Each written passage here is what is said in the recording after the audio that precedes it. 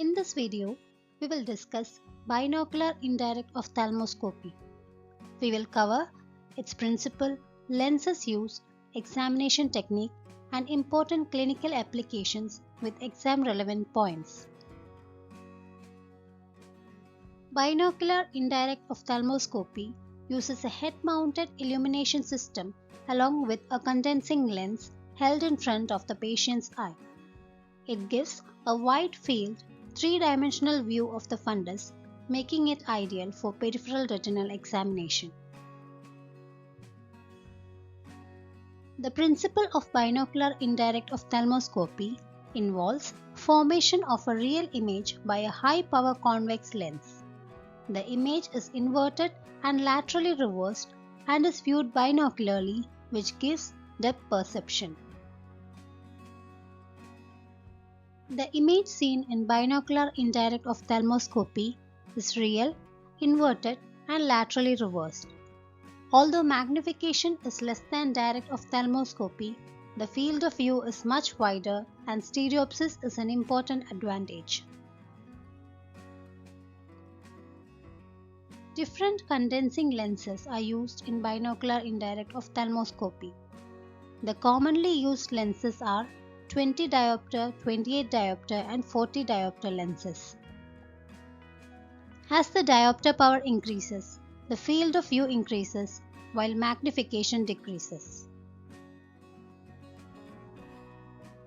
The 20 diopter lens is the most commonly used lens for indirect ophthalmoscopy, as it offers a good balance between magnification and field of view. The magnification is approximately 3 times and field of view is around 45 degrees. It can be used for routine fundus examination.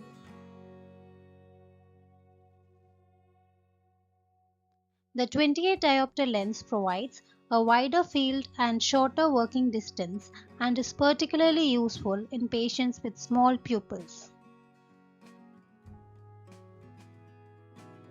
The 40 diopter lens gives a very wide field but low magnification and is commonly used for examining children and in ROP screening. Binocular indirect ophthalmoscopy is especially useful for evaluating the peripheral retina, detecting retinal breaks, lattice degeneration, and assessing retinal detachment, even in the presence of mild media opacities. Adequate pupil dilation is essential.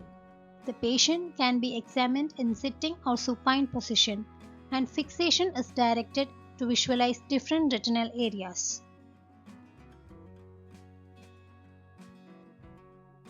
The examiner wears the binocular indirect ophthalmoscope headset and holds the condensing lens in front of the patient's eye. Proper alignment and distance are essential to obtain a clear image.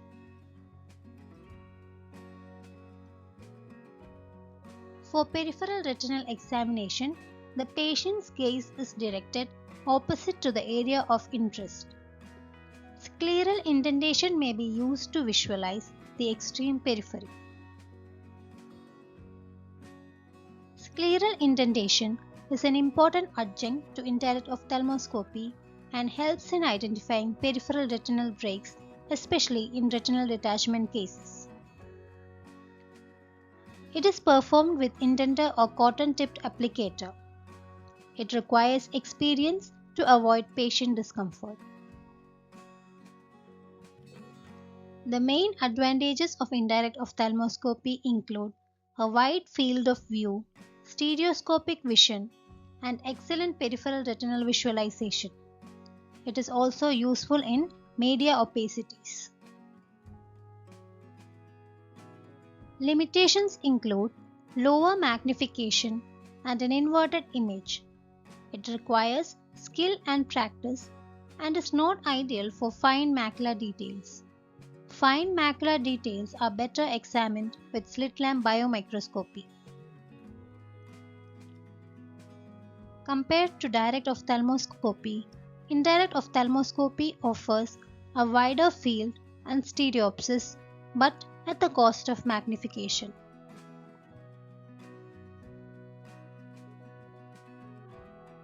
To summarize, the image in binocular indirect ophthalmoscopy is real, inverted, and laterally reversed. Higher diopter lens gives a wider field. The most commonly used is the 20 diopter lens. It is the best method for peripheral retinal examination.